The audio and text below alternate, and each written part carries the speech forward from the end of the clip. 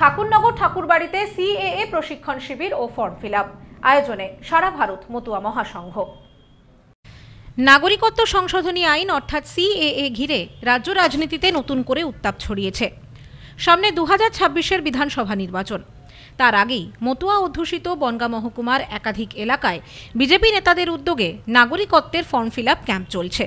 এই প্রেক্ষাপটেই ঠাকুরনগরের ঠাকুরবাড়িতে আয়োজিত হল সিএএ প্রশিক্ষণ শিবির ও ফর্ম ফিল আপ ক্যাম্প, যা আয়োজন করেছে সারা ভারত মতুয়া মহাসংঘ। গত কয়েকদিন ধরেই ঠাকুরবাড়িতে চলছে সিএএ সংক্রান্ত ফর্ম ফিল আপ ক্যাম্প। মঙ্গলবার ঠাকুরবাড়ির নাট মন্দিরে আয়োজিত প্রশিক্ষণ শিবিরে নদিয়া, হুগলি, উত্তর 24 পরগনা, হাওড়া সহ বিভিন্ন জেলা থেকে বহু মানুষ যোগ দেন। প্রশিক্ষণ শিবিরে অংশগ্রহণকারীরা শিখছেন কিভাবে নাগরিকত্বের আবেদন ফর্ম পূরণ করতে হবে এবং এর জন্য কোন নথি প্রয়োজন। এদিন ক্যাম্পে ফর্ম ফিল আপের জন্যও দেখা যায় দীর্ঘ লাইন।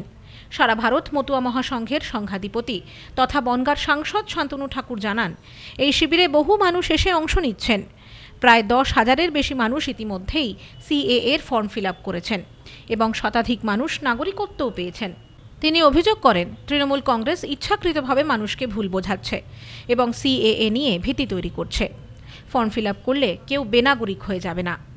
সিএতে আমাদের এখান থেকে আমরা যে একটা কার্ড দিচ্ছি, যেটা পরিচয়পত্র যে এরা অল ইন্ডিয়া মতুয়া মহাসংঘের সদস্য, এবং সমস্ত জানকারি নেবার পরে তারা কোথায় থাকে, কি বৃত্তান্ত, কবে ভারতে এসছে, সমস্ত ইনফরমেশন নেবার পরে আমরা এখান থেকে একটা সার্টিফাইড কপি দিচ্ছি যে এই লোককে এখান থেকে মানে আপনারা সিটিজেনশিপ দিতে পারেন, এই লোক এলিজেবল। তো সেই পরিস্থিতিতে যদি তার পরিসংখ্যান বলা হয়, প্রায় 10,000-এর উপরে লোক সি অ্যাপ্লিকেশনের জন্য উদ্যোগ নিয়েছে এবং তারা অনেকেও করেছে, অনেকে করবে, এরকম পজিশনে আছে। হ্যাঁ, 100-র উপরে লোক সিটিজেনশিপ পেয়ে গেছে। যেহেতু একটু লেন্দি প্রসেস, যে কারণে একটু সময় লাগছে, কিন্তু সরকার জেনে শুনেই লেন্দি প্রসেসের এই পদ্ধতিটাকে নিয়েছে, কেননা আমরা তাদেরকেই সিটিজেনশিপ দেব যারা প্রকৃত উদ্বাস্তু, এই নাগরিকত্ব পাবার যোগ্য, তারাই নাগরিকত্ব পাবে। এটাই হচ্ছে আমাদের মোটো বা টার্গেট। ইলেকশন কমিশন যেটা মনে করবে সেটাই হবে। সেখানে কোনো সরকার ইলেকশন কমিশনের উপরে নয়। ইলেকশন কমিশন ভোট করাবে কি করে সেটা তাদের পদ্ধতি বা প্রসিডিওর। যে লোকটি মারা গেছে সে লোকটার ভোটার তালিকাটা থাকা উচিত না অনুচিত সেটা আমি মুখ্যমন্ত্রীর কাছে জিজ্ঞেস করব। তাহলে আপনি জেনে শুনে এই সমস্ত ফেক ভোটারগুলোর ভোট আপনি করান, আর সেগুলোতে প্রক্সি দিচ্ছেন লোকেদের যে আন্দোলন তুলবেন।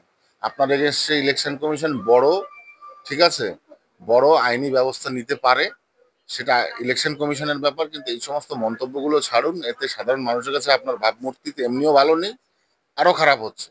এখানে আজকে ওই ট্রেনিংটা করানো হবে যে কি করে অ্যাপ্লিকেশন করতে হয় কি না হয়, সেই বিষয় নিয়েই অল ইন্ডিয়া মতুয়া মহাসংঘ উদ্যোগ নিয়েছে যে এই প্রক্রিয়াগুলো মানুষের কাছে পৌঁছে দেওয়া বা এই বিষয়গুলো মানুষের কাছে পৌঁছে দেওয়া, যে প্র্যাকটিস কি করে করতে হবে।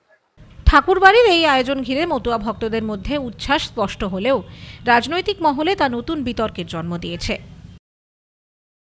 Bureau report, news no man's land, Thakurnagar. Sampriti guest house, hotel and restaurant. সমস্ত আধুনিক সুবিধাযুক্ত AC double bedroom, standard double bedroom, twin bedroom, deluxe double bedroom. আমাদের হোটেলেই রয়েছে বাঙালির খাবার সহ মাল্টি কুইজিন রেস্টুরেন্ট। শহরের মধ্যে অথচ সম্পূর্ণ নিরাপদ পরিবেশে থাকা খাওয়ার একমাত্র ঠিকানা Sampriti guest house, hotel and restaurant, Chakdah road, টবাজার, বনগাঁ। ফোন 03215257603।